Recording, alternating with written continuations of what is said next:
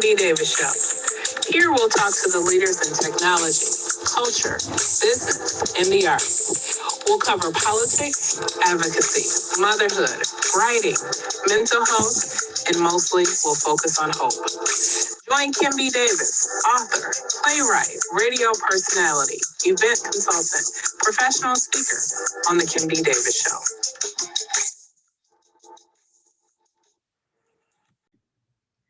Good evening and welcome to the Kim B. Davis Show. I'm your host, Kim B. Davis, and this evening we have our forensic, organizational, and I always forget the last one, psychological. Okay. Clinical. That's okay. I apologize. But no, that's okay. Dr.Angela Celeste May. She wears many, many hats, and we are so thankful that she's on with us tonight because we're going to talk about COVID anxiety and grief. Good evening, Dr. Angie. How are you? I'm fantastic. Thank you. Good evening, Kimberly. Doing very, very well today. I'm glad. And Happy New Year to you because we haven't seen each other since last year. That's true. Happy New Year. Happy 2021. Yes. Happy new changes and all kinds of good stuff. And so speaking of changes, because, you know, when we ended 2020, we all shook our heads like, whoo, this year is here, is done. We all were looking to New Year's Day for 2021. Yeah. And something happened on January 6th. So we all went, what is happening? What's going on? And I just want you to share your thoughts because as a psychologist, I know you have some nuggets for us. So, oh my goodness. Well, first of all, you're absolutely right. I mean, I know when I was sitting there watching, I'm sure I said what everybody said. My husband and I were watching it. Are you seeing this?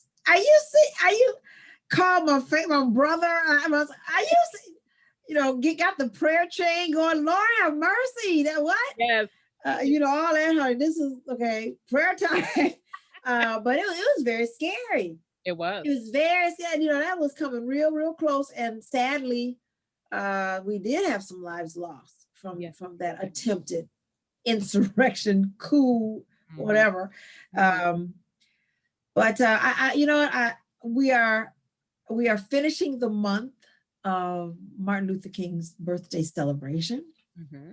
And we are on the precipice, the verge of starting Black History Month in February, which even though we know every month is Black History Month, of course. Right. Of course. Mm-hmm. So one of my first thoughts really is, as far as a nugget is,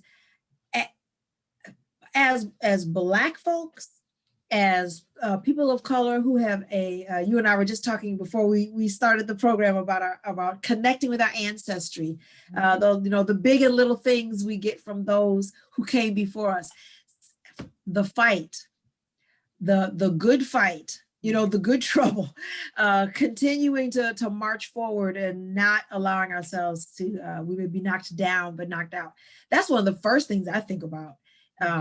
When I think about that very, very scary moment, which in a lot of ways is not over with, there is that sentiment. Mm-hmm. And for me, one of the first nuggets is for us to remind ourselves to look at that moment and realize, let it remind us that we need to keep fighting. Mm-hmm. And I think it's so important too, because just like my mom talked about, a lot of people talked about with George Floyd's death, mm-hmm. Sadly, the loss of his life was used to really wake a lot of people up, like we had talked about before. Well, January 6th, that was really a wake-up call, because I think that being born into this democracy, mm-hmm.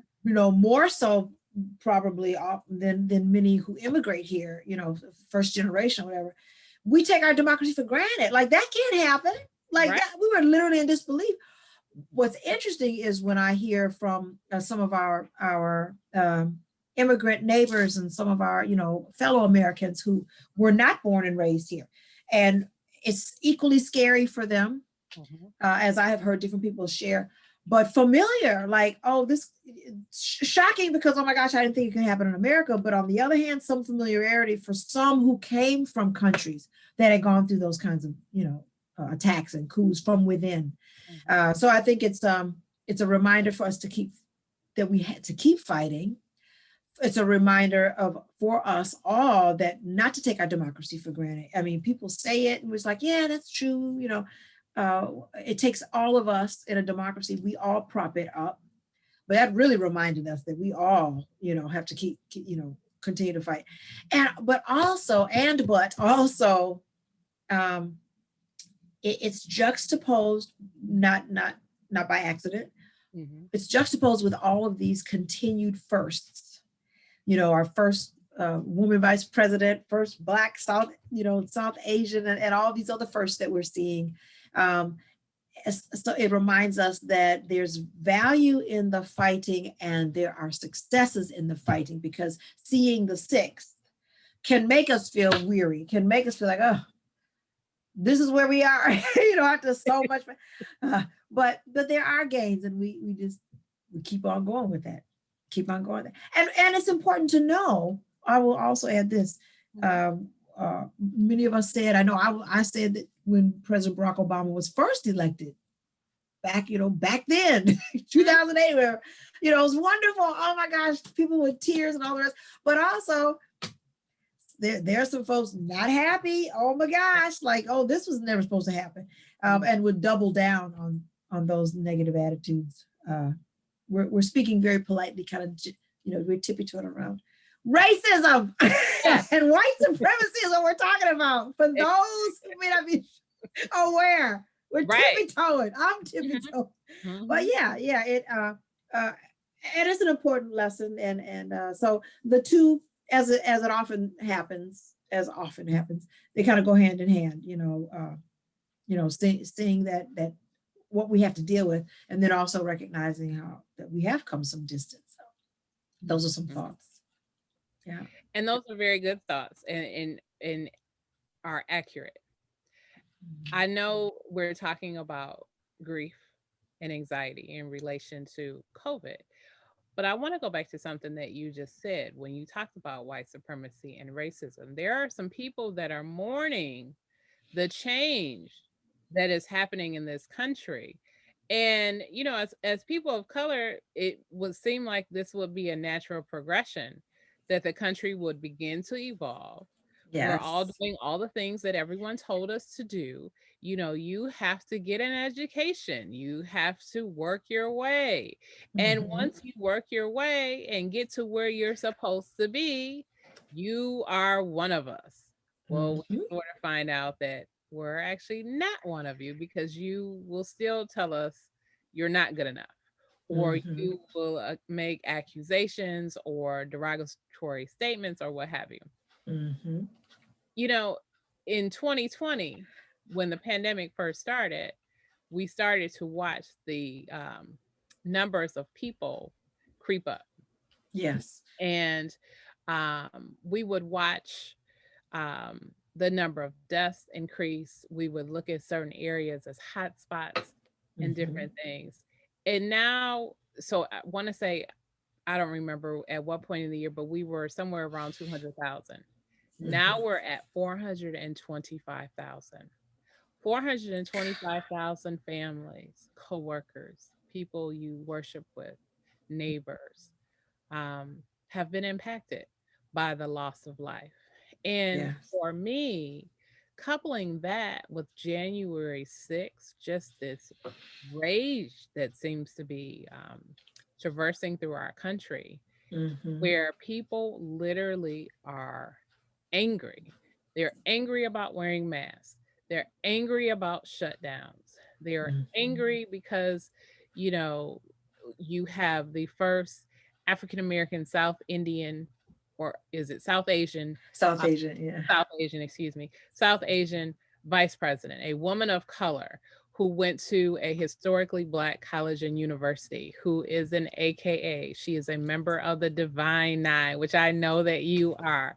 And she has all these accolades next to her.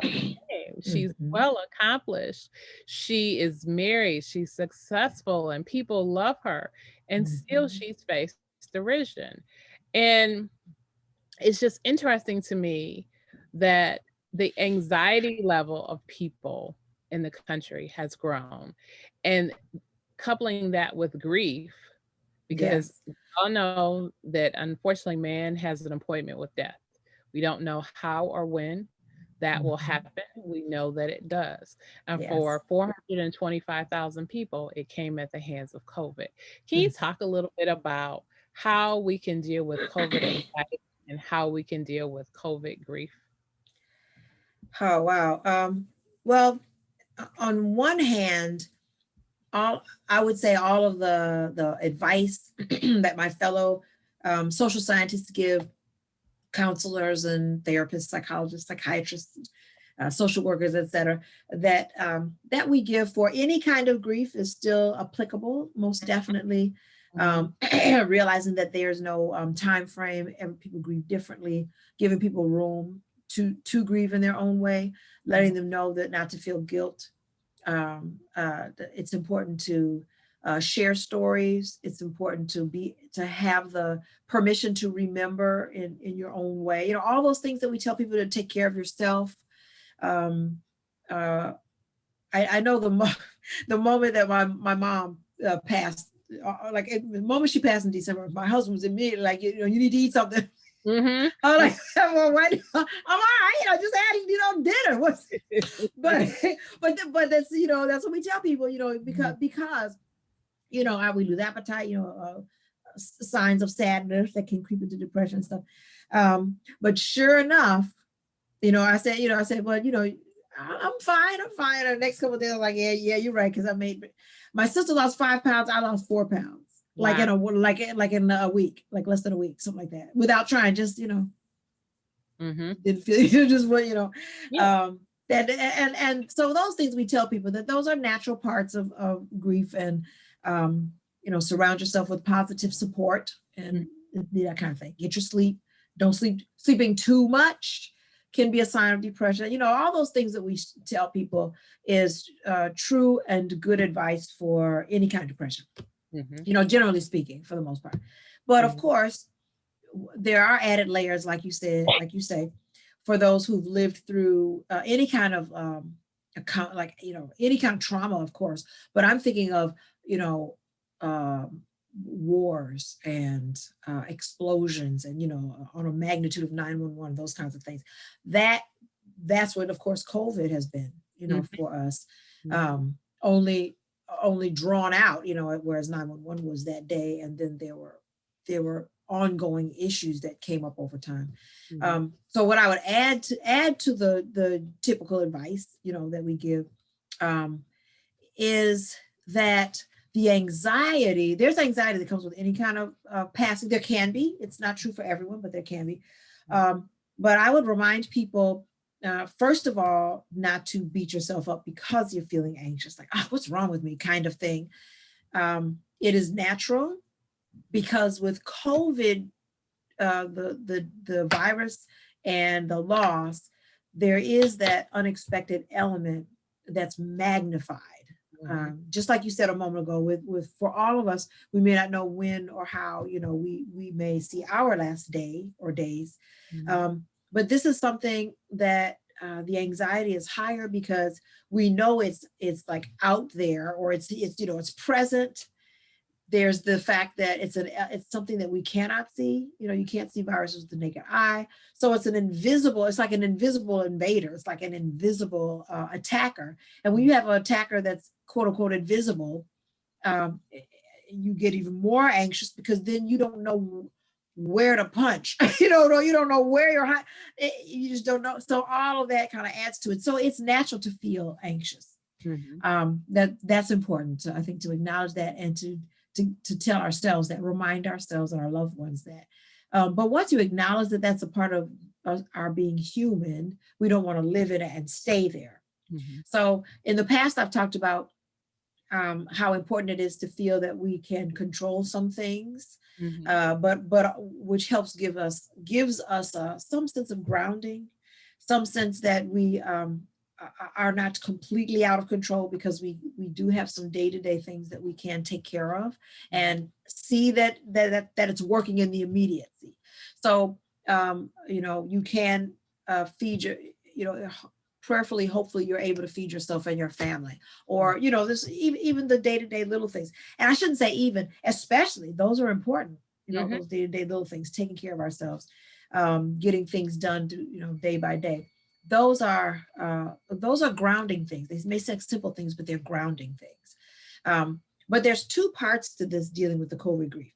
On the one hand, there is acknowledging, or I should say, reminding ourselves that that everything's not out of control. There are things we can do, and that's where the medical professionals come into play. Where we make sure we listen to them. They're telling us what we can do, so that invisible enemy doesn't feel like we're just surrounded. There's nothing we can do. The washing hands does make a difference. The wearing of the mask, it does help keep you safe. Social distancing, those are the things that they seem simple, but they literally help to keep us from getting sick, and literally can possibly help to keep us from dying sooner than we may have.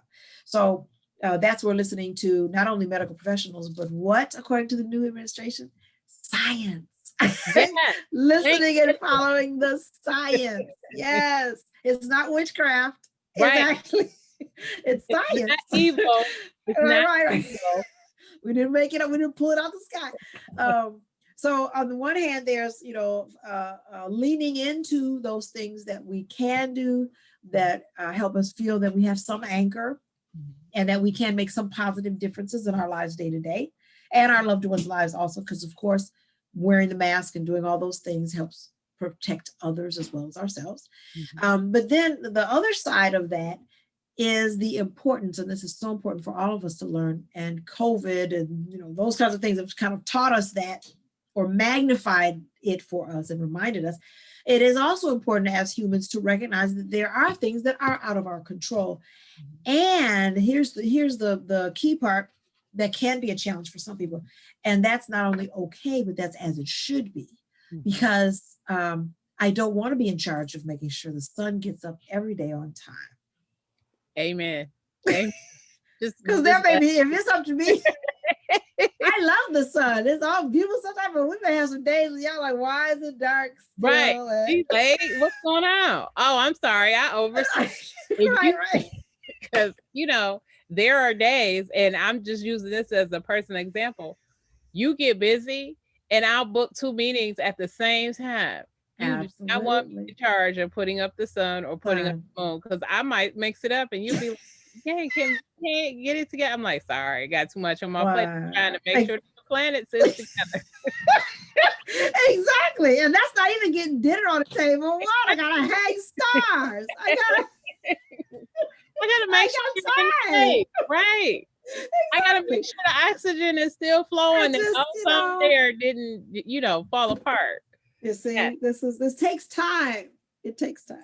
So yes, so yes, we aren't in charge of everything. We don't have control of everything. There's a lot we don't have control of, and let us work on accepting that, and actually that, like I said, as it should be. We're not supposed to, have charge. And when I say supposed to, that's because when we look at all of nature and our intersection with, how this whole world and universe works, there's some order to it. There's some order to it, and we all play our role. We all have a role.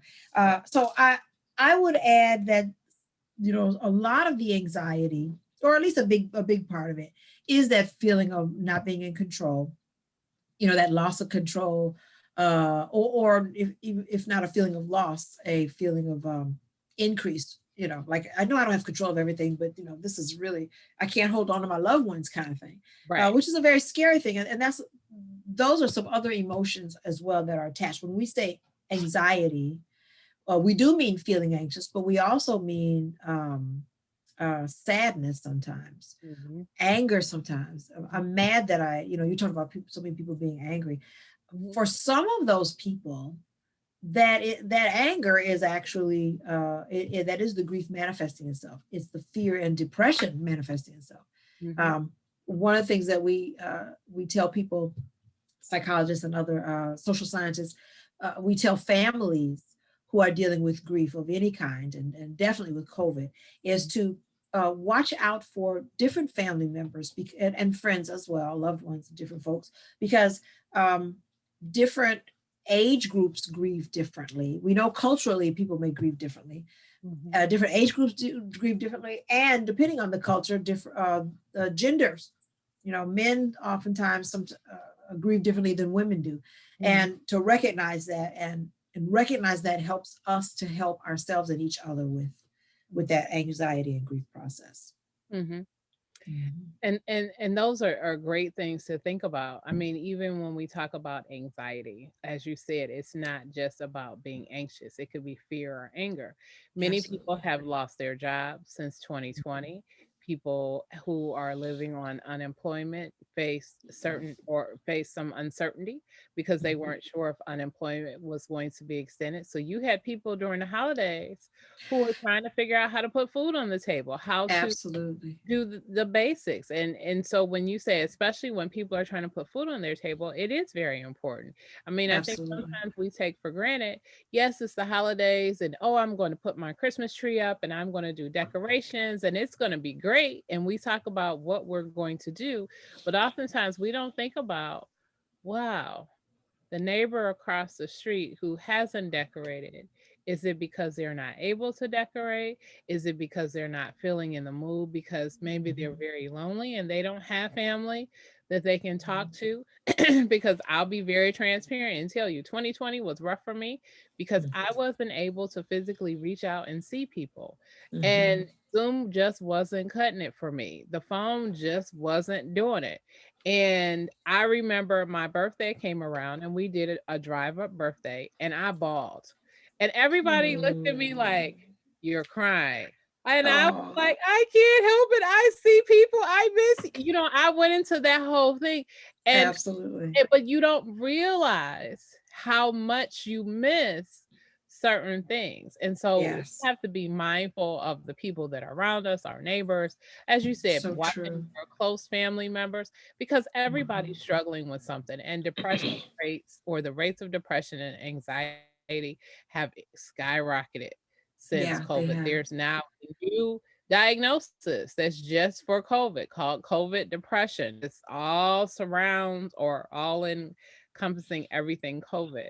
And so Yeah. I think it is very, very important to remember that. But I want to go back to something you said about control. Because a lot of times people who have control issues, it's because they use it as sort of as a form of emotional protection. It's a trauma response. And they're like, nope, not gonna hurt me. Not gonna feel that. So I'm gonna go over here and I'm gonna do this, and I'm maintaining all of this right here. And Right. nothing is going to come into this area. So for people who know, no, I don't raise the sun or raise the moon. No, I can't stop the spread of COVID, but I'm anxious because I'm sitting in my neighborhood and I'm looking at my neighbor across the street have a party, because we hear this, and they got 20 people outside and nobody is wearing a mask, and they all Yes. out, as my grandmother would say, they frolicking out front. Like, if she was alive, she'd Yes.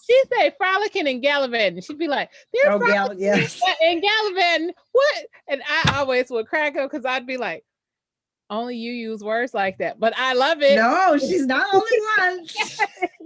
Frolicking and gallivanting. but exactly. And I've heard this from people who get upset because they'll say, it was warm this past summer, so I wanted to go out for a walk. I went to the park just to get some fresh air, and people were out without masks. Or other people will say, I was out and about someplace and people were harassing me because I wear masks. And so now there are some people who won't even leave their house because they feel anxious. And they're like, I need to control my surroundings. So I'm just going to stay here. But by doing that, then they cut themselves off further, which is not Yeah, necessarily what any of us should be doing. absolutely. Wow, yeah, that's a mouthful. You're right about all of that. You're absolutely right.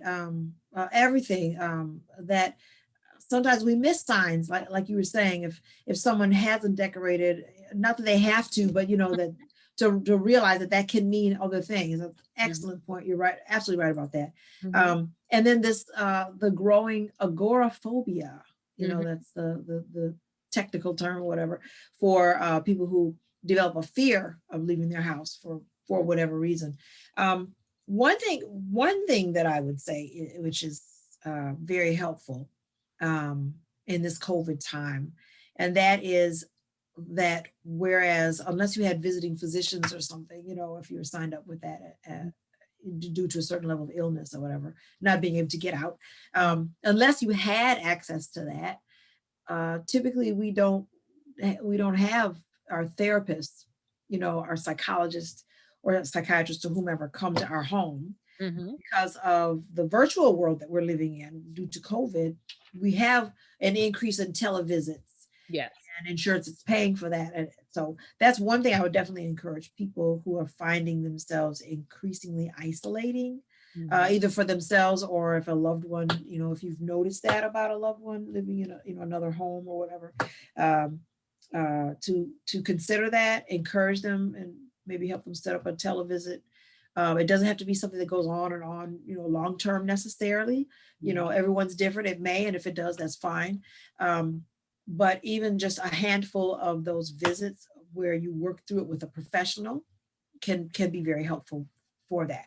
So that's actually a positive development. And this climate has demanded it, and because people need help and the services are there. So yeah, I'm very glad you raised that.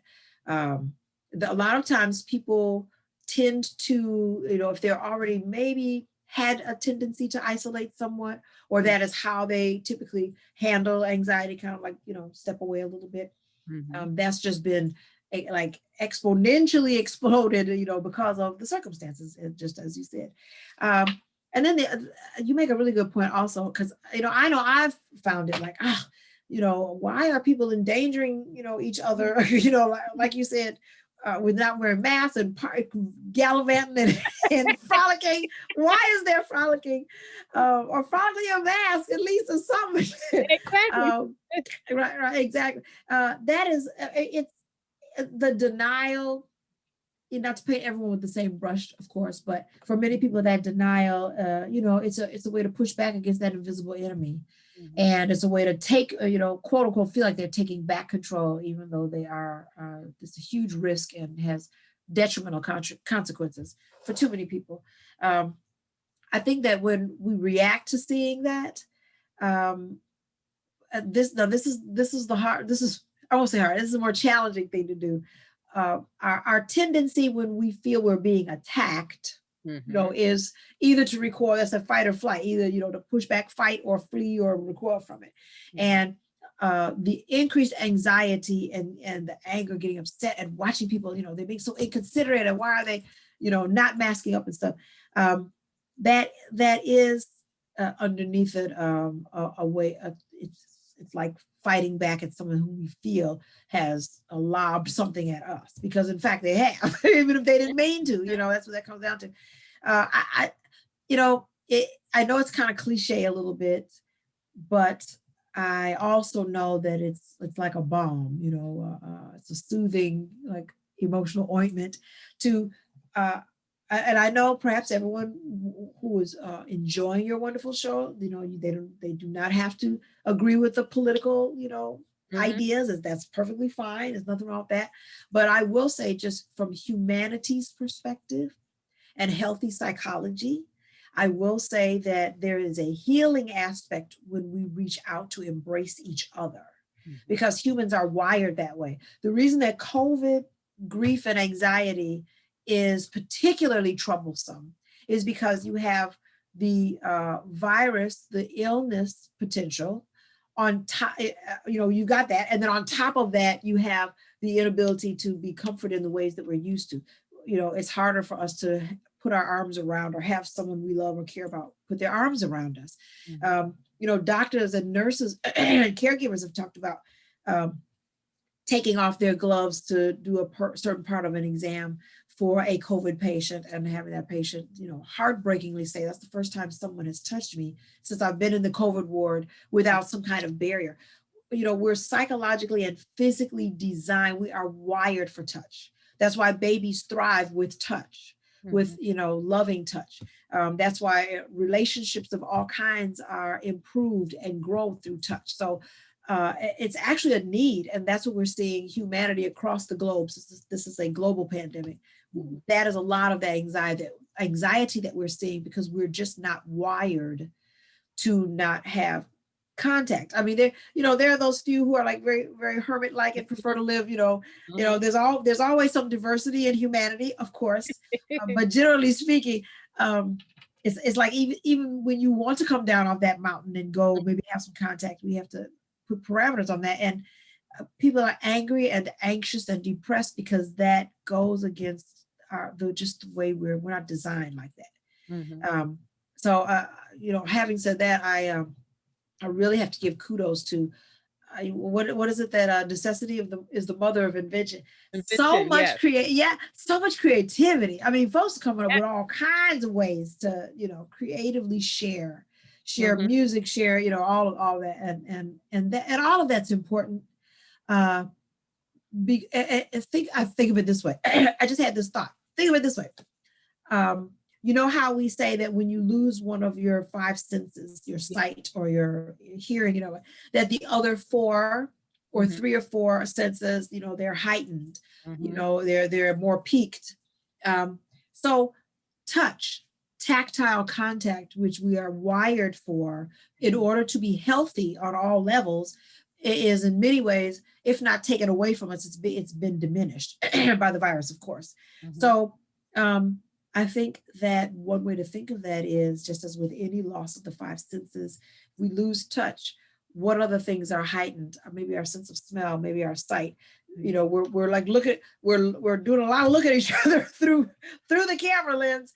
But I've always wanted to talk about the positive and the two sides and the but what are we learning? We're listening to each other in a different way, I think. I agree. We're valuing each other in a different way, I think. Even those of us who really, really do, let each other know all the time how much we value each other. It has, maybe the meaning has taken on a new, deeper meaning for us. We hear things maybe more clearly. We don't hear, just all of that. We emotionally cling to the sound of that voice on the phone. Maybe more so. I won't say maybe more so because we don't have the opportunity to touch them as we will again in that manner.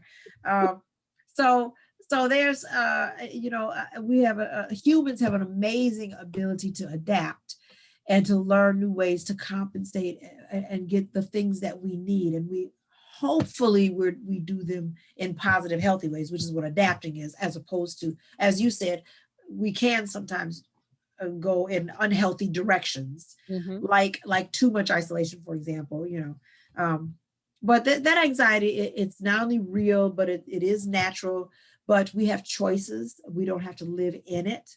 Reach out to your professionals, for telehealth. Even if like you said, the camera's not enough, or even the phone's not enough, which all true. What we can now do, because we had a learning curve with COVID, we're still learning with new strains and all that, things that we can do are take walks together, with our masks on and separated, and share time with each other. So there are things that we can do, to help with that, but all of it's needed. All of it's needed. Every form of contact, give ourselves room, acknowledge that we can't control everything, take solace in the things that we can control, but at the same time, watch for balance. Watch for balance, just like you said, that sometimes we can overdo it with the control, the letting go. And that's if we weren't in COVID. A healthy way of letting go, is important for balance also, and for emotional health. Well said. So lastly, I want to go back to January 6th, because there are people that are watching this who saw that and are still trying to wrap their brains around it. And even though we tell people there are successes, we have to continue to fight. We know that. But at the end of the day, people can still be anxious because Mhm. they're fearful. There's a lot of chatter on social media about things that are coming, and news media is reporting that there may still be different threats. Talk a little bit about how we deal with the grief around that. And then we know that when we funeralize someone now, that's different. So if you have a large family, you can't put 150 people in a church or a funeral home, Right, or right. what have you. You have to um, push that number down significantly.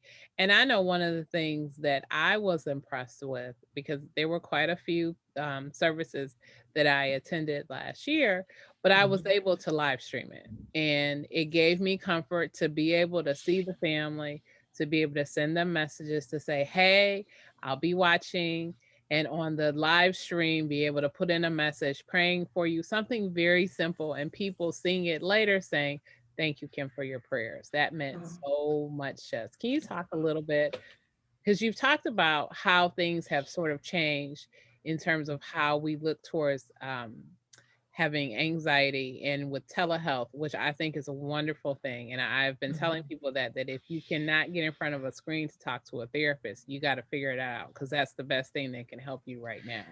Yeah, yeah. Well, just to start with the last thing that you were saying about telehealth, um, you actually, you're saying that actually brings up another key point that I want to say this also in terms of resources. um, you're absolutely right.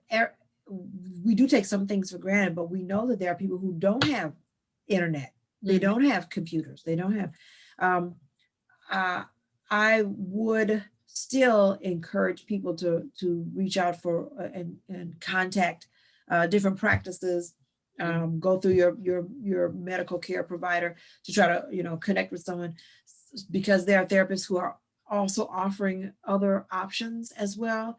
Mhm. Um, even if, like, I think in terms of a crisis line, like a hotline, even Mhm. if you can't get in front of a screen or you don't have the internet, you don't have to, you still don't have to feel that you are alone or cannot get some professional guidance and Mhm. help. There are still hotlines. There are still people who do counseling and can help you with some things, even if it's just the phone. Mhm. Um, there are places now, every state is different in terms of what they're opening and how they're opening and things like that. Um, if you don't have a cell phone, or it's cut off right now or whatever, if you can get to medical facility or hospital, where and just to get some direction, well, what can I do? And so their resources are still out there. So Yeah. it's important to make that point also. um, but getting back to what you were saying about revisiting the sixth, Mhm. well, the United States has been, such an example for so long. People have looked to us. Um, so when the United States looks like it's imploding, Mm. people are like, oh, well, now, Right. what is happening? Uh, we definitely have work to do this, like without question. Mhm. But I also would say couple things. I want to take a couple things that you said that are so key and kind of like put them together. One is when you were talking about the funeral process. I know for my mom, um, she wasn't on social media, but of course my sister and I are, because my brother isn't, my husband is, and my brother-in-law. So whether it was text messages, just hundreds, just so much outpouring through in those ways, the cards and the calls and the so many messages. As you said, that is so comforting. Mhm. And so what we planned to do is, we didn't do a funeral for her, because she wanted a cremation, but she also wanted people to have the opportunity to gather. Okay. So we're going to do, for us, a solution we're going to do is a memorial service for her. Her birthday was in the summer, in July, so we're going to do it around the weekend of her. She's July 4th weekend. She's July 5th was her birthday.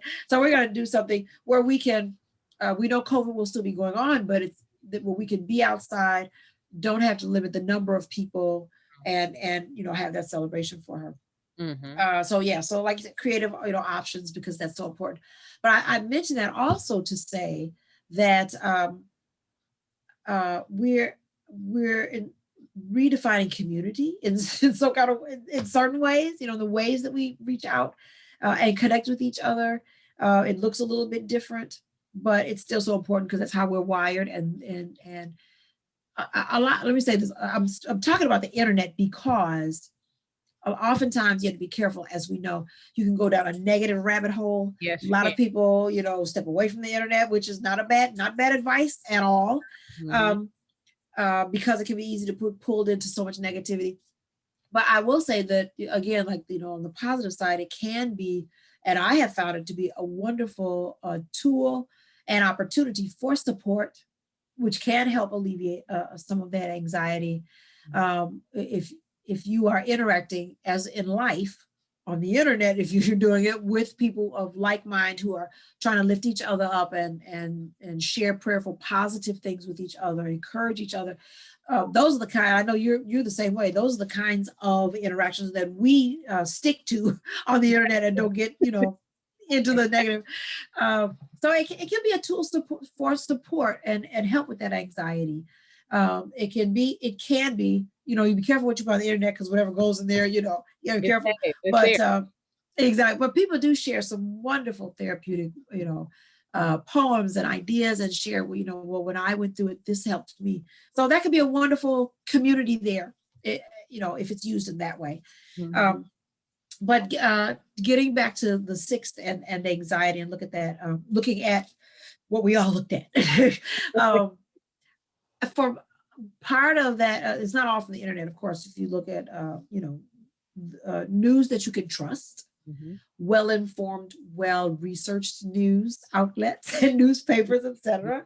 Mm-hmm. Staying informed, can be a double-edged sword.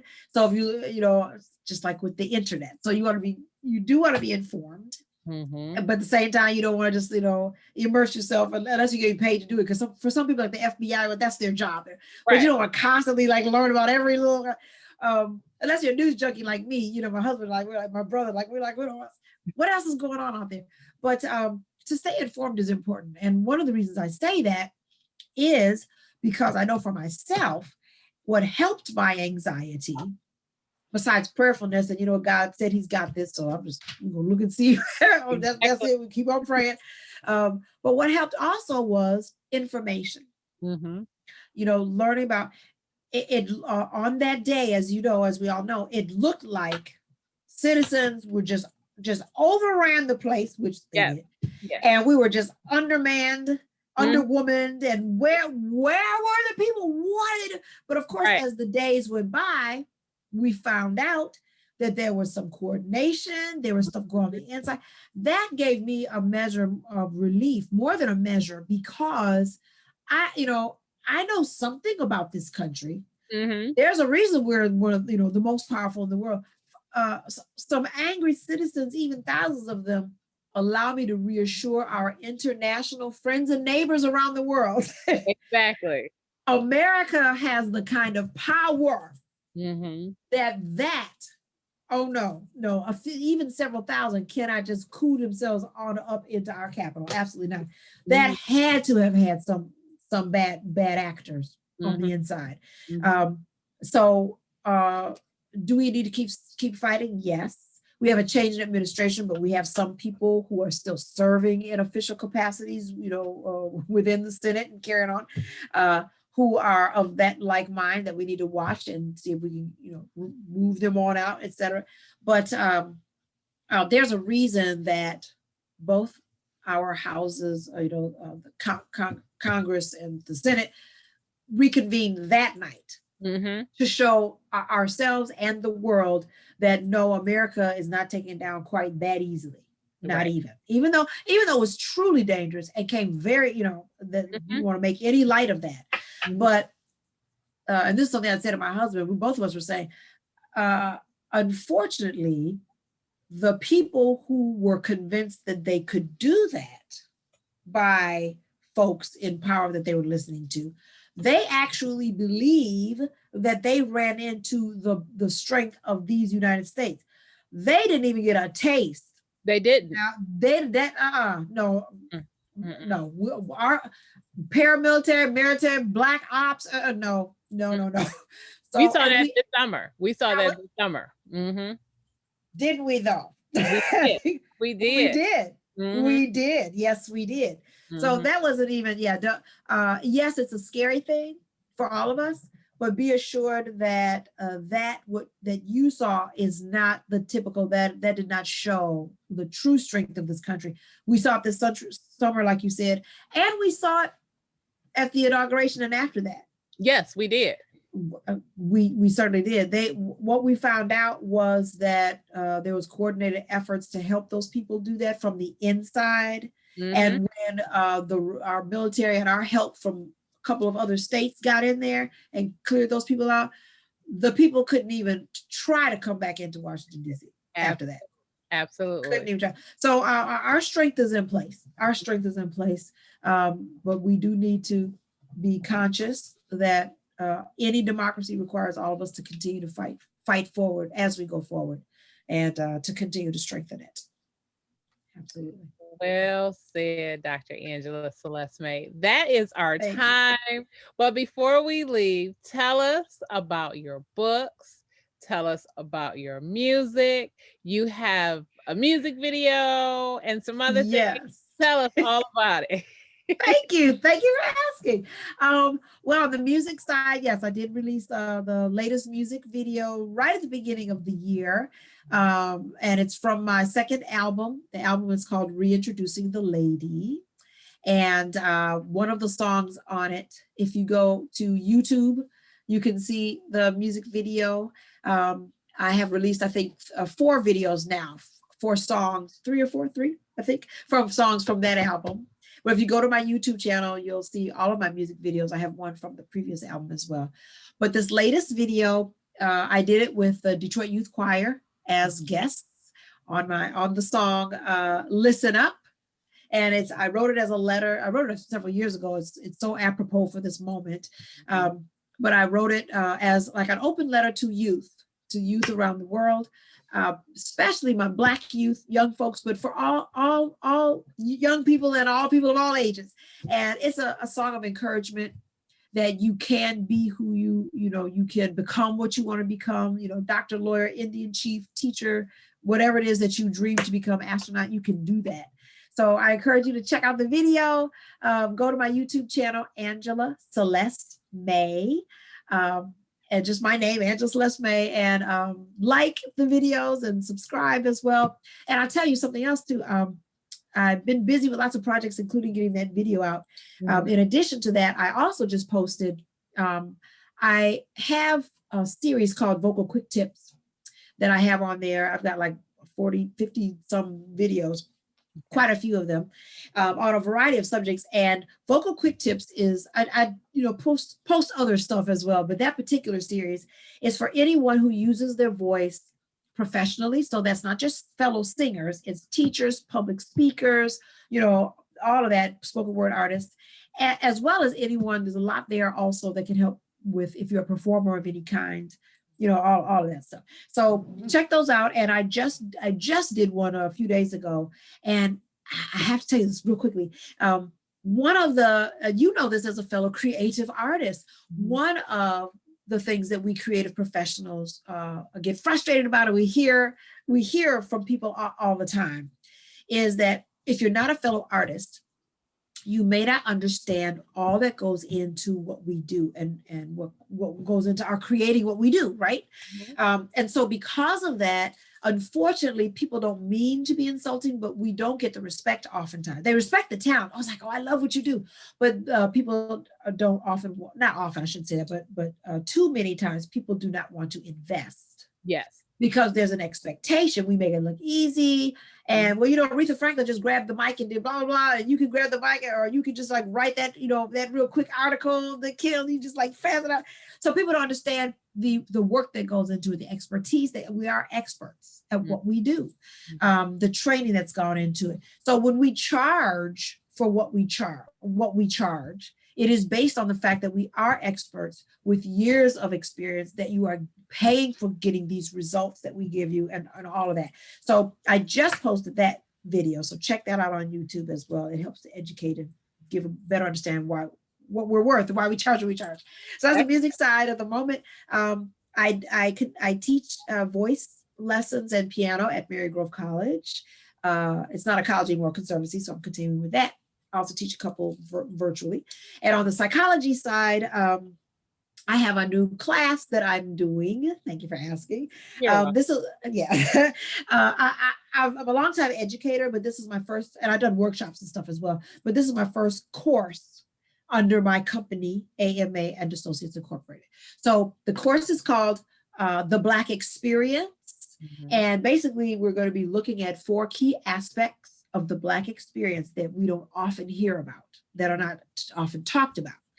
So it's a 4-week course. It's every Tuesday in February. It's going to be virtual. And I'm going to do it in a private Facebook group. The early bird pricing is going on right now. So you can, I don't have it in front of me. It's a little over $400 for a one-time payment for the 4 weeks. We'll be meeting from 7 p.m. to 8:30, so an hour and a half. That's 6 hours total for the course for the month. And so the price is the 420 something, I don't have in front of me, or 4 payments of $136, I think it is. If you want to do a payment plan. So if you pay the initial $136 of the payment plan, you can still go ahead and start the class with me on Tuesday, and we'll do monthly. So if you're interested, you want to know more about that, email me at Dr.Angela at amaassociates.com. So that's Dr. Angela. This D is not the word, it's DRANGELA at amaassociates.com. Excellent. Now, you have a book. You have to tell us about it. Oh, yes. I have a book. Thank you. You're welcome. So many projects. Okay. This is the poster for my book. Thank you for asking again. I'm a fellow writer, and I've written articles and lots of things like that. And I will be writing more, but this is my full-length book. It's called Freedom. That's the cover. What is the experience of living without negative self-imposed limitations? So this is a book in which it was my master's thesis, and I was encouraged by many people to publish it into a book, which I did. And everyone who has picked it up says it's, they find it, it's a good read. Even though it's a master's thesis, I wrote it it's a very conversational kind of tone.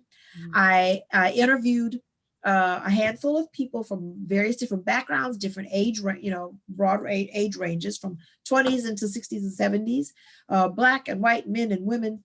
And all of them felt stuck in some way or felt like that they were not moving forward, whether it's in their personal lives, whether it's in their career, self-esteem, or whatever the case may be. And what the book, and doing the research and interviewing these folks, what came out of it was 7 key themes. So there's 7 key themes in the book that all of these folks from different backgrounds have in common as to what they found, or what I kind of pulled it all together, what I found from the research that helps us go from feeling stuck in some way to freedom. It doesn't mean we're living perfect lives, but we're free from that particular stuckness, and we can clarify our vision to go forward in our lives. And thank you. And you can it's available at Amazon.com. It is in an ebook. It's also hardcover and softcover. And it's available on Amazon. It's available from the publisher at Ex Libris as well. So, this is why you are our expert, because you cover all bases. Thank you, all of it. Thank you.